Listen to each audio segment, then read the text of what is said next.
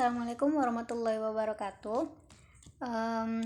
Di sini saya akan menjelaskan tentang video pembelajaran.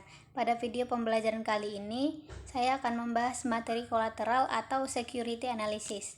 Materi ini sangat penting dalam dunia perbankan dan pembiayaan karena berkaitan dengan jaminan yang digunakan untuk meminimalkan risiko gagal bayar oleh nasabah. Adapun pembahasan dalam video ini meliputi pengertian dan kegunaan jaminan, jenis barang jaminan, status hukum jaminan tanah, penilaian jaminan, pengikatan jaminan, lembaga penjamin pembiayaan, serta asuransi atas jaminan.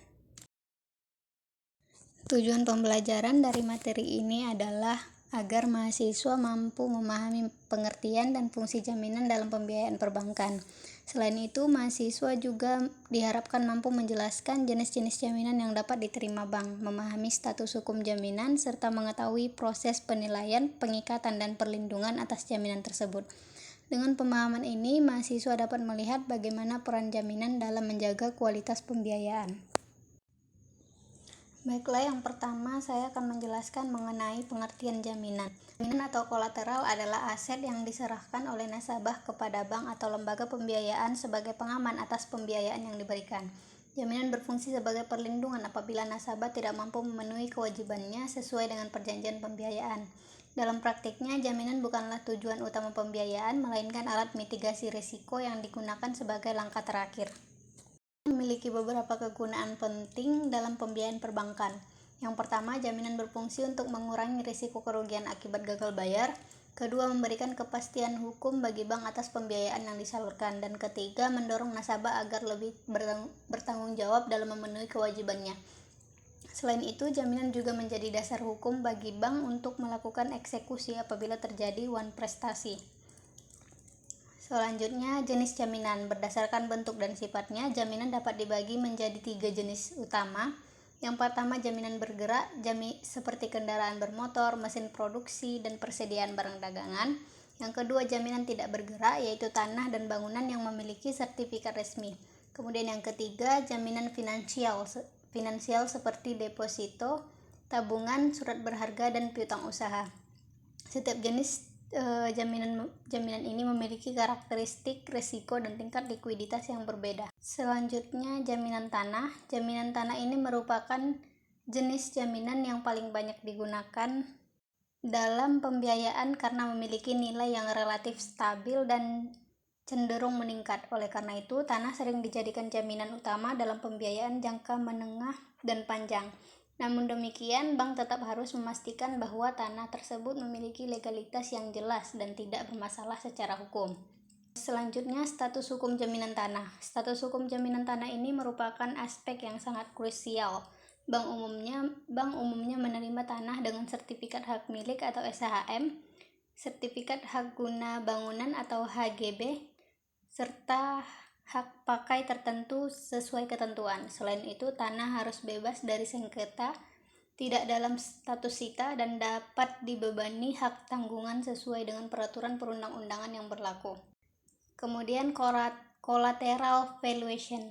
Collateral valuation ini adalah proses penilaian nilai ekonomis dari jaminan yang diserahkan oleh nasabah. Penilaian ini bertujuan untuk memastikan bahwa nilai nasabah cukup untuk menutup risiko pembiayaan apabila terjadi gagal bayar. Penilaian jaminan menjadi dasar bagi bank dalam menentukan besarnya pembiayaan yang dapat diberikan.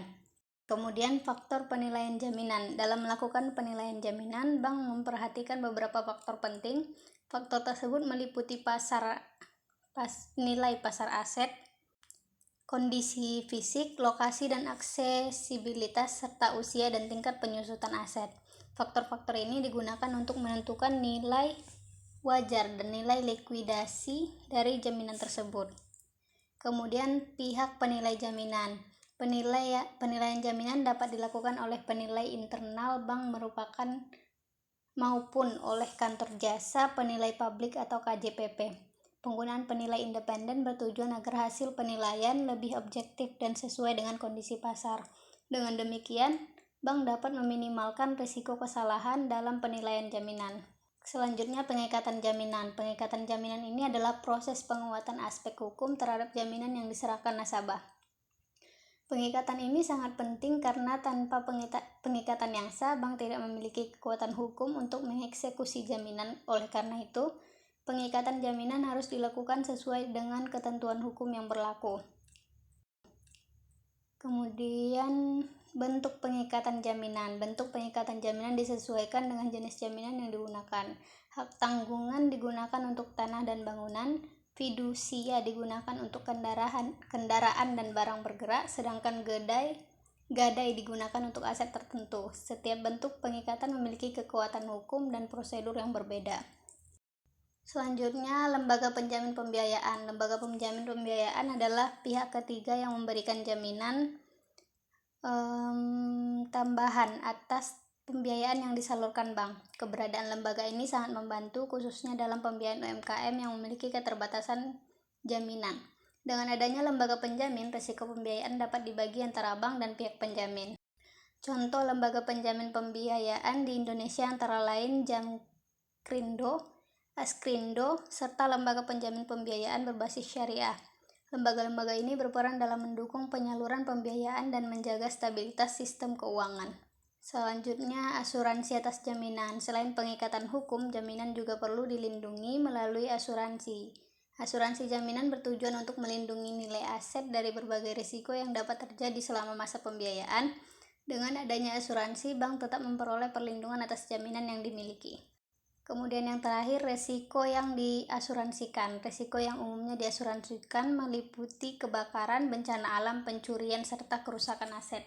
Perlindungan ini penting agar nilai jaminan tetap terjaga dan tidak menimbulkan kerugian yang besar bagi bank. Sebagai kesimpulan, kolateral atau jaminan ini merupakan elemen penting dalam analisis pembiayaan karena berfungsi sebagai pengaman risiko. Pemahaman yang baik mengenai jenis jaminan, penilaian, pengikatan, hingga asuransi akan membantu bank dalam menjaga kualitas pembiayaan. Demikian video pembelajaran mengenai kolateral atau security analysis ini. Terima kasih atas perhatiannya. Wassalamualaikum warahmatullahi wabarakatuh.